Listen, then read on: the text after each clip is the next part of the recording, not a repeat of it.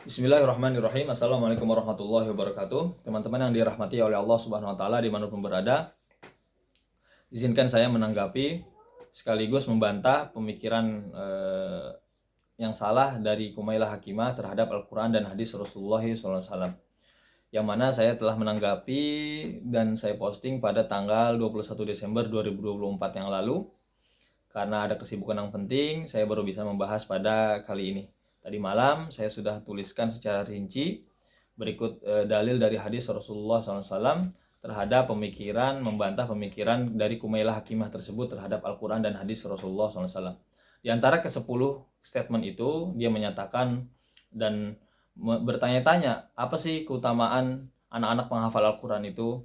Kemudian Rasulullah itu nggak memerintahkan loh untuk menghafal Al-Quran. Kemudian dia meragukan bahwasannya, dia mengatakan juga hadis yang terkait orang tua nanti ketika di surga itu, ketika anaknya menghafal Al-Quran di dunia dan menjadi ahlul Quran, terpilih menjadi ahlul Quran, nanti ketika di akhirat itu akan masuk surga, ya. Itu diantara keutamaannya. Dia mengatakan itu hadis palsu, dan juga pernyataan-pernyataan dia yang meragukan terhadap keutamaan Al-Quran tersebut, ya. Jika kita lihat merujuk kepada kitab-kitab ataupun hadis-hadis yang membahas keutamaan tentang Al-Quran, seperti Al-Mahiru bil Quran ma safartil kiramil baroroh, kemudian seperti khairukum man ta'allama al-Quran wa 'allamah, kemudian di hadis yang lain man qara'a harfan min kitabillah falahu bihi hasanah wal hasanatu bi asyri amsalihha, dan juga innalillahi ahlin minan nas lillahi ahlin minan nas manhum ya Rasulullah qala ahlullahi hum ahlullah wa ahlul qur'ani hum ahlullah wa khassatuh. Kemudian di hadis yang lain, iqra wartaqi waratil kama kunta turatil fid dunya fa inna manzilataka inda akhir ayatin taqruha, sebagaimana yang dituliskan oleh Imam Nawawi, kemudian dituliskan oleh Imam Al-Ajuri Al-Baghdadi rahimahumallah di dalam kitab-kitab hadis keutamaan Al-Qur'an tersebut. Itu sudah sangat gamblang sekali dan banyak sekali terhadap keutamaan Al-Qur'an itu, ya.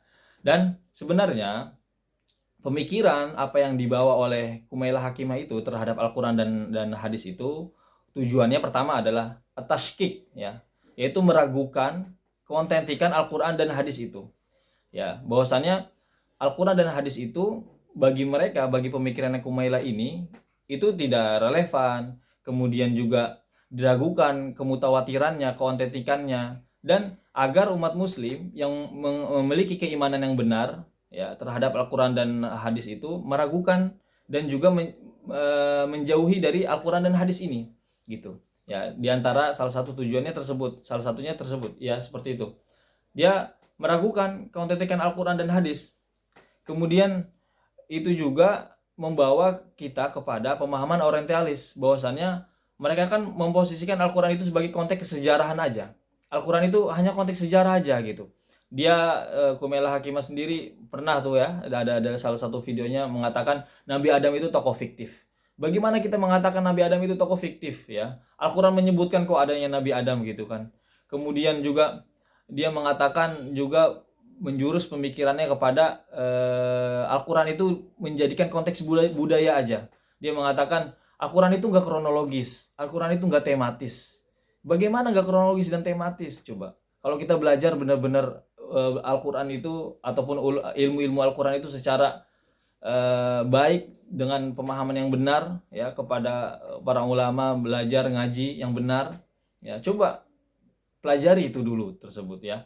Jangan sampai berbicara dengan pemahaman yang salah dan juga menggiring supaya umat muslim itu meragukan keautentikan Al-Quran dan hadis Rasulullah SAW, ya. Maka pemikiran dari Kumailah dan Kumailah Hakimah ini dan juga yang mendukungnya, kelompok-kelompoknya, maka harus ditinggalkan, dijauhi. Jangan sampai kita mengikuti ataupun termasuk kepada apa yang disampaikan oleh, mempercayai apa yang disampaikan oleh Kumailah Hakimah tersebut, ya.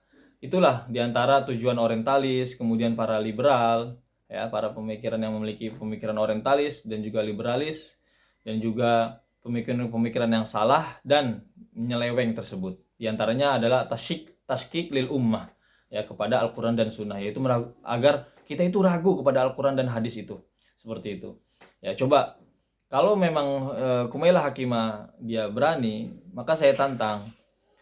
Dari mana Anda belajar? Ya, pemahaman Anda tuh dari mana? Guru Anda itu siapa? Kemudian Anda tuh baca buku-buku apa sih? Karya-karya siapa yang Anda baca itu? Silahkan dan jelaskan posisi Anda itu di mana? Posisi Anda itu beriman kepada Al-Quran dan hadis atau tidak beriman kepada Al-Quran dan hadis?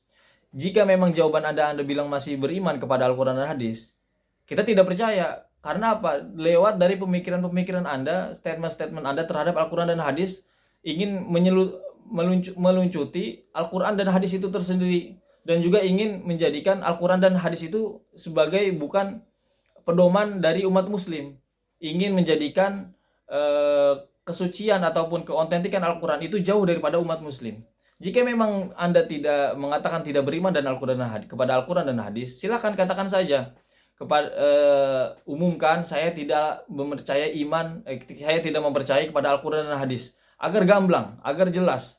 Ya, jangan sampai menyerang umat muslim dan juga membawa ke pemahaman-pemahaman yang keliru dan salah sehingga menggiring orang-orang awam yang tidak memiliki dasar pemahaman kepada Al-Quran dan hadis yang baik, itu tergiring kepada opini dan statement-statement Anda kepada Al-Quran dan hadis. Seperti itu. Maka Kumailah Hakimah, silakan Anda sebutkan belajar dari mana, buku-buku apa yang Anda baca, kemudian karya-karya siapa yang Anda baca, kemudian juga pemahaman Anda itu dari mana, ya silakan.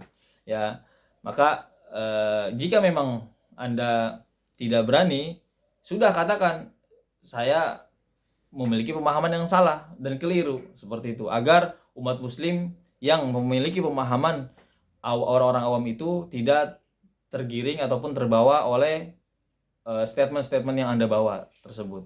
Ya, maka dari itu hati-hati kiranya bagi kita dan juga sanak famili kita terhadap pemikiran-pemikiran serupa, yang sampai kita terbawa kepada pemikiran-pemikiran yang salah terhadap Al-Quran dan hadis Rasulullah SAW.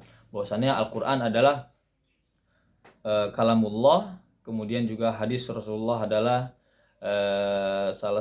Al-Hadis dan Al-Quran adalah pedoman bagi umat muslim yang memiliki pemahaman dan keimanan yang benar terhadap Al-Quran dan hadis Rasulullah SAW. Mohon maaf jika ada kesalahan dan juga semoga bermanfaat pada video ini. Silakan bagi teman-teman yang ingin membaca secara rinci, silakan bisa baca caption di akun Instagram saya ataupun pada akun Facebook saya. Semoga menjadi bermanfaat untuk kita semuanya dan menjadi pintu hidayah terhadap Kumailah Hakimah, kemudian juga kepada kelompok-kelompoknya yang memiliki pemahaman tersebut. Silahkan ya, mumpung masih hidup dan juga nyawa belum sampai kerongkongan, pintu taubat terbuka selebar-lebarnya. Kembalilah kepada pemahaman yang benar. Ya, Anda tidakkah sayang kepada orang tua Anda yang menyekolahkan Anda dari kecil ke pesantren Al-Quran, kemudian Anda bisa menghafal Al-Quran, yang katanya menghafal Al-Quran di usia antara 11, 12, 13, ataupun 14 tahun. Anda tidakkah sayang kepada orang tua Anda, ibu dan bapak Anda yang ingin menjadikan Anda itu sebagai anak yang solihah, ya, seperti itu. Terima kasih. Semoga menjadi hidayah untuk kita semuanya. Wallahu a'lam bishawab. Wassalamualaikum warahmatullahi wabarakatuh.